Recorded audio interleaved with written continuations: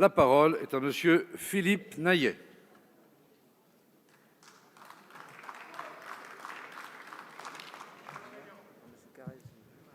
Merci, Monsieur le Président. Ma question s'adresse à Monsieur le ministre de l'Éducation nationale. J'associe ma collègue Isabelle Santiago à cette question. Monsieur le ministre, l'inclusion systématique des élèves en situation de handicap en milieu ordinaire, la dégradation des conditions de travail des AESH avec les PIAL, la diminution des places en milieu spécialisé ont des répercussions sur le travail des AESH, mais aussi des professeurs des écoles et des élèves. Nous vous avions déjà alerté sur la crise des dispositifs ULIS qui n'a guère été réglée alors qu'une nouvelle rentrée scolaire vient de se dérouler. La preuve a encore été faite que les moyens ne sont pas là pour respecter vos engagements en matière d'école inclusive dans les ULIS et bon nombre d'établissements scolaires. L'inclusion des enfants souffrant de handicap ne peut passer que par la prise en compte des conditions de travail de ceux qui les accompagnent.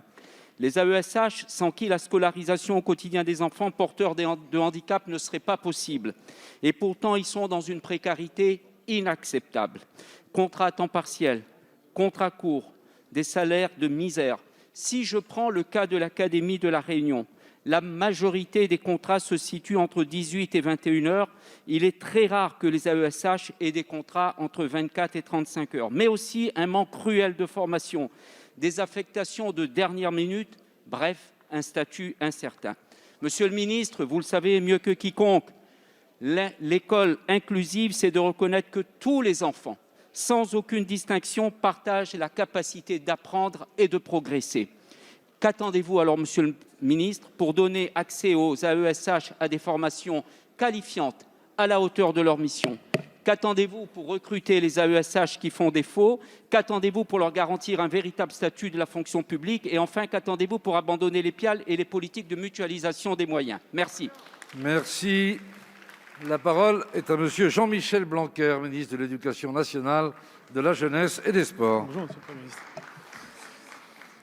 Merci, Monsieur le Président, Mesdames et Messieurs les députés, Monsieur le député Philippe Naillet.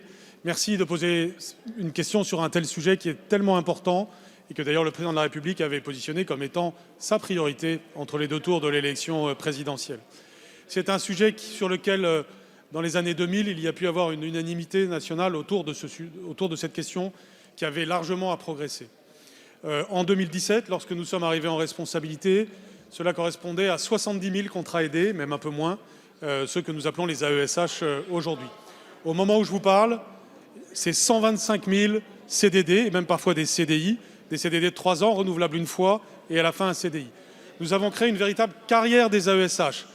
Lorsqu'on réfléchit à 70 000 contrats aidés pour maintenant 125 000 CDD, voire CDI, on voit la route qui a été parcourue. En 4 ans, c'est plus qu'en 10 ans.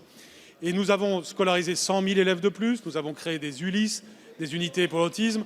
Bien entendu, la situation n'est pas parfaite. Et je suis très sensible aux problèmes que vous avez soulevés et qui sont bien réels. Et donc, au travers de vous, je veux parler aussi à tous les AESH de France. D'abord, que chacun regarde les progrès accomplis depuis 4 ans, y compris en termes de stabilité, en termes de préparation de rentrée. Désormais, nous nous efforçons de recruter en amont de la rentrée. Nous donnons 60 heures de formation par an aux AESH. Nous avons amélioré la qualité de cette formation. Est-ce que la situation est pour autant idéale? Non. D'abord parce que la demande est toujours plus forte.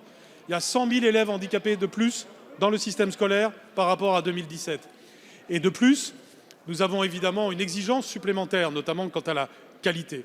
Mais ce que nous avons réussi, c'est non seulement de stabiliser davantage, mais aussi d'organiser mieux. Ma divergence avec vous, c'est quand vous critiquez ce que l'on appelle les PIAL.